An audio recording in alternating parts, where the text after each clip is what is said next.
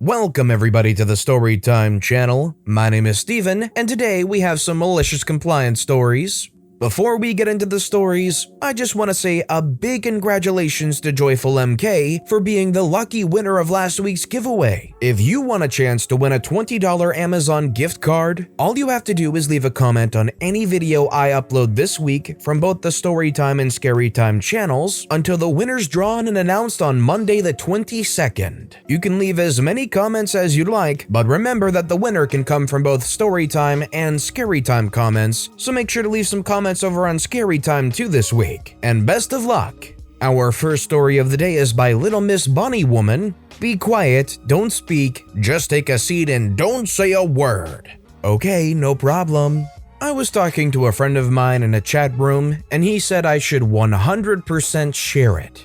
A little backstory, this takes place in late 2014. Pretty fresh out of university, my first real job post-graduation, I landed a junior position for a construction firm, putting up the condos around the greater Toronto area at the peak of the condo boom.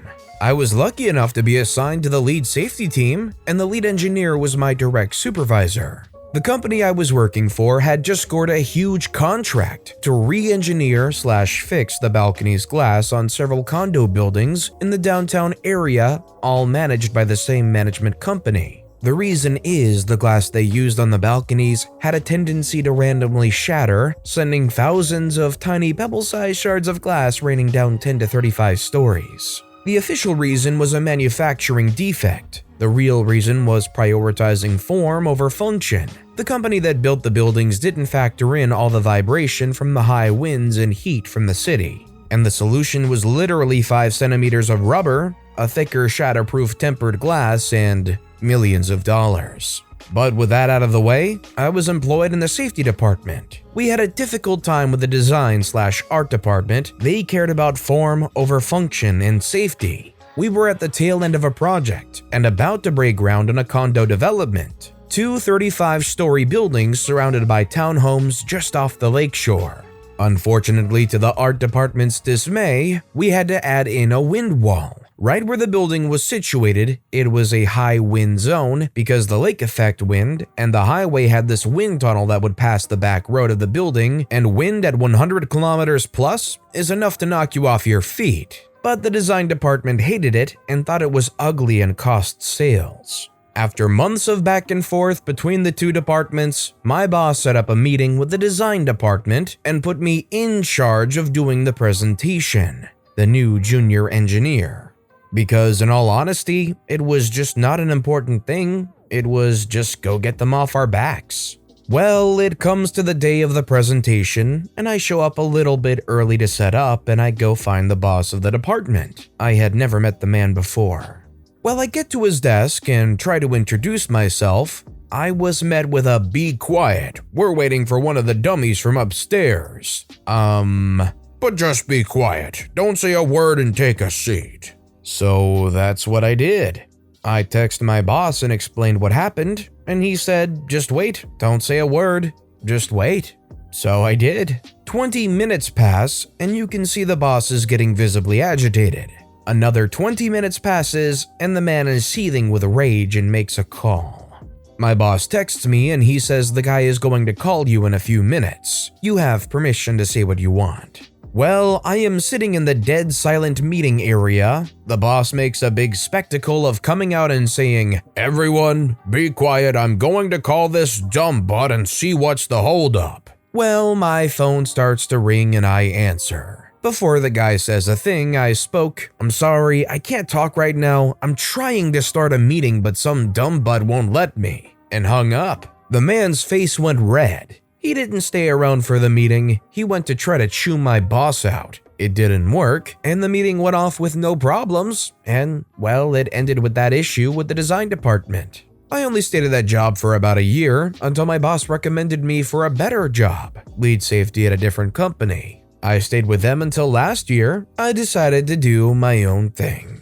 Well, you walked in and you were going to start the meeting, and the boss just immediately chewed you out and said, "Sit down, don't say anything." Didn't give you a chance to speak, so really, who's the fool here? If you walked in to do the presentation, and the big boss there just was kind of belligerent, dismissive, told you to go sit down, would you go sit down, or would you keep fighting it until you could get a word in? Let me know in the comments down below.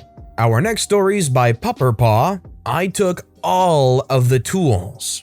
This is an older story, I just remembered it again. I was working as a cleaner / just do stuff person on a construction site, and the boss man Bob didn't like me. Because I was a young woman in a man's world? He was old and bitter, man. His life was so boring that he came 2 to 4 hours early in the site, almost every morning, even when he had the day off. Other workers were nice to me, especially John, who was important to the story. John was a good man, nice, funny, and kind. Example of that is when John took me under his wing, when Bob denied me to change my clothes anywhere else than his office. So John started to track when I came for work and kept Bob busy while I changed my clothes. But to the main story.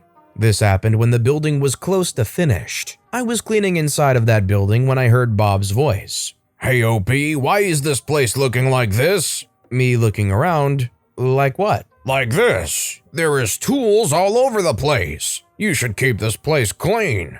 This is a construction site. Here is tools. Workers use them. What do you want me to do? Collect them? "Yes, I need you to collect all the tools that are not in use right now." You want me to collect all tools that are not in use right now? Like, take them to outside the storage so people need to walk there to get them again?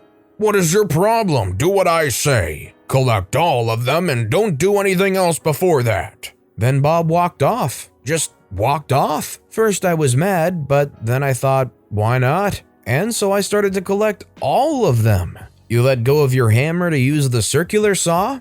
I took your hammer and walked to the outside. I even found a wheelbarrow that I used to take even more tools in one trip. I took all of the tools to storage. I kept different subcontractors' tools in different piles, so no tools were lost or mixed.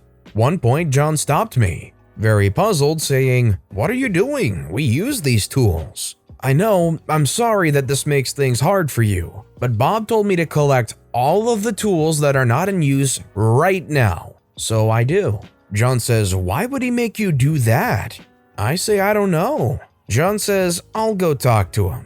Soon, John comes back. "You didn't lie. Bob just told me to let you do your job." I say, "Well, then I'll do my job." I took more tools to the storage. After like an hour or two, other workers started to put up signs like, "I use this," or "This is mine." And of course, I didn't take those tools again. I had to explain my surprising enthusiasm to steal people's tools lots of times, but all of the workers were nice, so they just took more cardboard or boards and made more signs.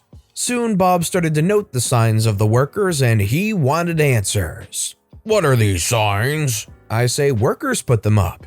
"Yeah, but why?" Before I have time to answer, John intervened. "You told OP to collect all of the tools. She did it so good that we didn't keep up. So we put signs to mark tools that we used." "Why didn't you stop her?" John says he told me not to. I say, "And because I have been running and gathering tools. I've not done anything else." Bob says, "Why not?" I say, "Because the tools are constantly coming back inside and no one uses them." I got yelled at, but it was worth it. You already know that boss is terrible at management if the best job they can give you at a construction site is go pick up the tools they're not using and put them away and just keep doing that. Like, how is that ever going to be a task that you're doing during active construction work? Maybe if there's a ridiculous amount of tools that nobody's using, but it didn't seem like there was anything like that. This next story is by JC Stan05. No swear words allowed on a tombstone? Well, I am a headstone designer. Years ago, a gentleman came to the shop looking to buy a grave marker for himself. He was in good health, just getting his affairs in order. Ordering a headstone pre-need is a good decision for a few reasons, including the fact that you can choose what goes on it. Our client wanted us to engrave something pretty crude. I can't remember the exact phrasing, but it included an F word and would definitely cause some backlash in my small town. The cemetery, not surprisingly, rejected our proposal. I'm willing to engrave whatever my client wants on the stone, but we're constrained by the graveyard's regulation. No inappropriate images or wording should appear on the memorial. Bummer. We found a workaround. We engraved the scandalous epitaph on the bottom side of the stone. That way, nobody had to know what was under there, and my customer could read it and laugh for all eternity. Even though it's mostly symbolical since nobody will really know what's under there, I actually think getting something on the bottom side of the tombstone, like your own personal forever note, I think that's actually like a really special thought, even though this one's pretty crude. This next story is by Tigno. Well, they had a feed us the school lunch. Many moons ago, I was in high school in a small town in the central US. We had an open campus, meaning we could leave for lunch, and a popular lunchtime event was to go to McDonald's in a larger nearby town. We had a 45-minute lunch period, and in 45 minutes you could drive to McD's, go through the drive-thru, and stuff your face on the way back. Of course, there was also a school cafeteria. However, this cafeteria wasn't actually at the high school. It was at the middle school, and it served the middle school, the high school, and an elementary school, busing students in to eat their lunch. My senior year, the administration set up a new schedule, and one thing that it did was shorten the lunch period by 5 minutes. Maybe not a big deal for some, but the folks that drove to McDonald's? You could do it in 45 minutes. You could not do it in 40. They complained, it fell on deaf ears. So someone, and I really wish it had been me, came up with a brilliant idea: eat at the school cafeteria. So suddenly, where about 30% of the high school students ate at the cafeteria, that number nearly doubled. The effect of this was that the elementary school, who ate after the high school, had to stand and wait because the cafeteria schedule was based on how many students they expected to show up. So we are eating in the cafeteria, and then nearly 100 kindergartners are just standing outside waiting to come in. There wasn't anything the cafeteria could do, they just didn't have the capacity for more students. And there wasn't anything the school could do, because they can't tell us not to eat at the cafeteria. They're legally obliged to provide a lunch to the students that want one. It was very effective, and they restructured the high school schedule less than 2 weeks into the year to add those 5 minutes back so that they didn't have dozens of hungry 5-year-olds. I kinda feel bad for the 5-year-olds, but hey, if you had the freedom to drive to McDonald's during lunch and they took off too much time that you couldn't do that anymore, to a high schooler, that's a devastating change of scenery. And our final story of the day is by Firestorm001. Verbal overtime approval is like toilet paper. Okay. I was hired as an inspector, which was an hourly job. Overtime pay and overtime was common, but involved management to approve. Management needed to approve as there were many inspectors on standby, and if they could just have another inspector continue at the start of the next shift, they wouldn't need to pay overtime, which was fair. Overtime decisions were made by the team leader, supervisor, scheduler, or project manager. Story: I was working at a client site. It was around 2:50 p.m. when the client walks on the floor and asks for the progress. I let him know that I'm done with 95% of the work and the remaining 5% should be completed the next day. He then asks me if I would complete the remaining 5% today by staying overtime. I let him know that I could and that it actually needs approval.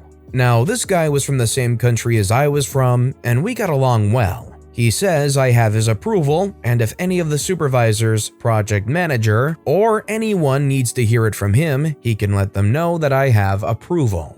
I say thank you, and he walks away. The client facility is huge, and the area I was working had bad cell phone reception.